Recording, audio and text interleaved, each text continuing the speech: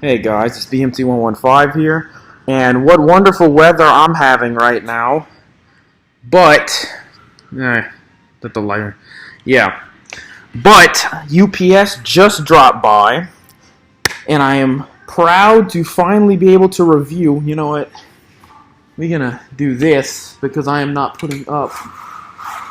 There we go, much better. Not putting up with that light. So. I've got two masks to show you guys today, and they are both from the same character. Now, I've just pulled him out, and I promised I was going to do this video as soon as I got him, so I just took him out of the packaging, and I have it sitting right next to me. I finally own the 1978 Michael Myers mask, and already I'm excited because I have wanted this mask ever since I was a kid and saw my first Halloween 4, and I knew that wasn't the original mask, and I went back and watched the original Halloween, and you know, from the moment I saw it, this was my favorite mask. So the weathering effects are done pretty well. You know, they're not overdone. I don't really think the mouth needs to be glued for me because the resemblance to Myers is so well done. Justin did a great mold, as he always does.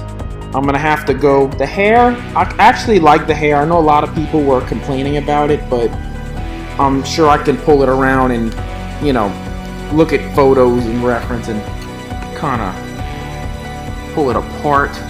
My hair is actually rather short. I've seen some people saying that the hair can go down to like the underside, but mine actually manages to stay really clean and well kept. But you know, we gotta fluff it up a little bit. I'm just glad that the hair is pretty much oiled down. It's not, you know, it doesn't flap up everywhere. But I have not put the mask on yet. I might actually have to. There we go. There's a little piece of plastic in his nose. I don't know what that's from, but luckily it didn't make a hole that's noticeable. But yeah, nose is good, mouth is good. The cheeks are very they're not flat. We don't want it to be flat, but you can still see the cheeks are there. And once the mask is on, I've noticed the mask is rather large, as it should, because I do have a pretty large head, but it's not ridiculously large like some of their other masks. But I'm gonna put it on without my glasses, and let's give it a moment. I'm doing this with a laptop because I'm too excited to actually get a legitimate camera for this. So let's mess with that. Alright, let's see. And the neck slit is rather large as well, so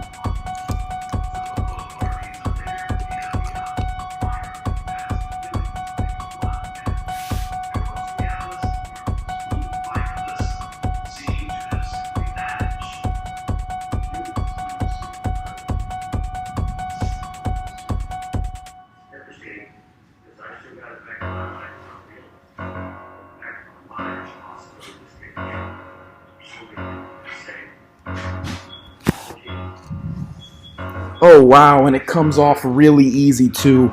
That is great. So yeah, once I get the hairstyle, this thing is immediately going up on my display shelf because it is, oh my god, it looks amazing. So, and it looks even better in the dim light, as I just showed, where you can't see your eyes. In bright direct light, this thing obviously is not supposed to look scary. It's just supposed to be weird looking. But when it gets dim and the little imperfections and stuff in the mask actually start to show, and there's lightning. Okay, yeah, this thing, the shadows really do pop when there's minimal light on it. And this is legit Halloween 1. Now what I wanted to show to compare is the Rubies Costumes Michael Myers mask that I own since I was 12. This mask is terrible. This was $20, and The picture looked alright. And the hair looked, nah, but it looked like something I could work with. Until I saw it and I got it. And this is one of the better, worst Myers masks. I'm surprised nobody's ever actually shown this on YouTube as a bad mask. I'm gonna do this. I'm gonna hold up the original 78 Classic. Here's what I've had since I was 12. I'm 20 now, so I finally own the mask I've always wanted. This is what we were stuck with as consumers.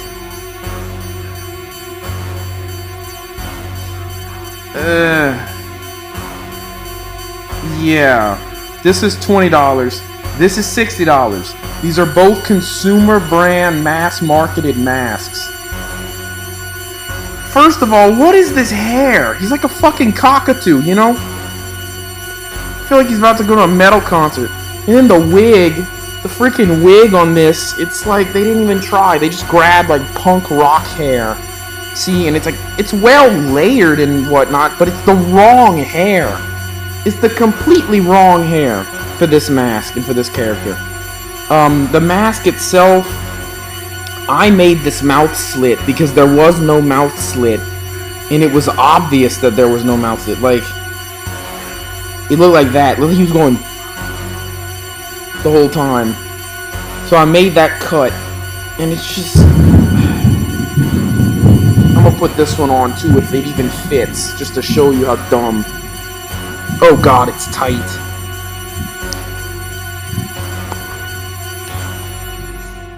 My damn ears are stuck.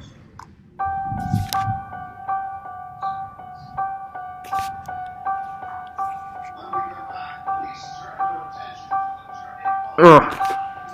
Get this shit off me. I'm probably gonna use this as a gun target later on. Next time I go to the range. Oh my god, this thing's terrible. I should probably pepper it with shotgun shells just for comedic effect. But to prove my point that this is Rubies. Look at that right there. There's the copyright. And the mask is so freaking white. Like, it's not the normal, like, fish. I think it was like some kind of ocean fish blue or whatever that they painted the 78 mask. This is just straight up house paint white. Y'all can read that. I don't know if y'all can. But it says 1978. I can't even read that. It's so poorly printed. Made in Mexico from Compass International. Sold by Rubies. Like, dude. This is the 1978 Myers mask? Really? This is what you were selling me for $20. $20 versus an extra $40 where they actually give a lot of shits. Huge difference, right? Compass International. In fact, let's see. What does this one's tag say?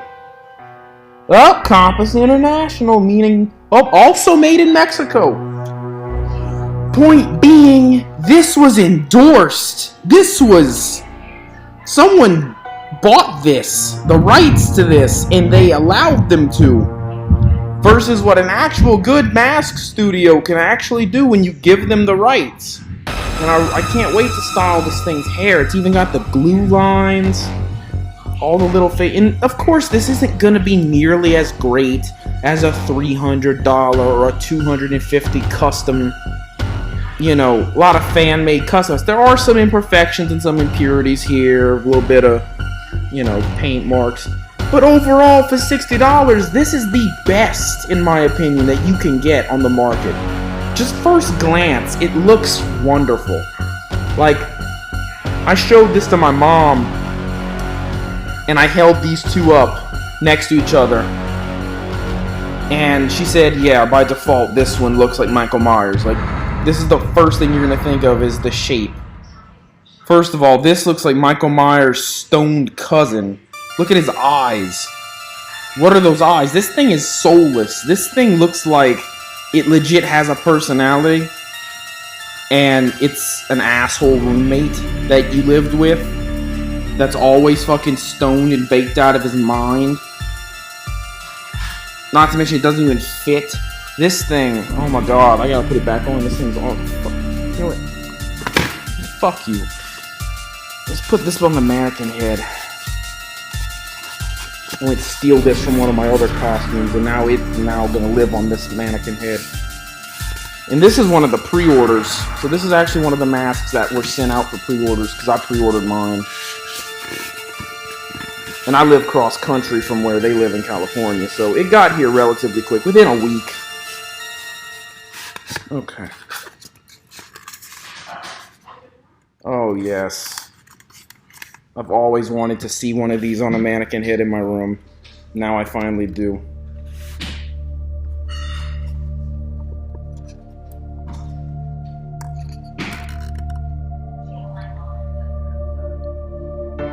Yeah, my cat's freaking out in the other room. But yeah, guys, this has been my review of the Trick or Treat Studios 1978 Michael Myers mask. Looks great. I'm gonna go mess around with this thing, and I'm gonna go take some pictures for you guys. So anyway, I will see you guys in the next video. Bye bye.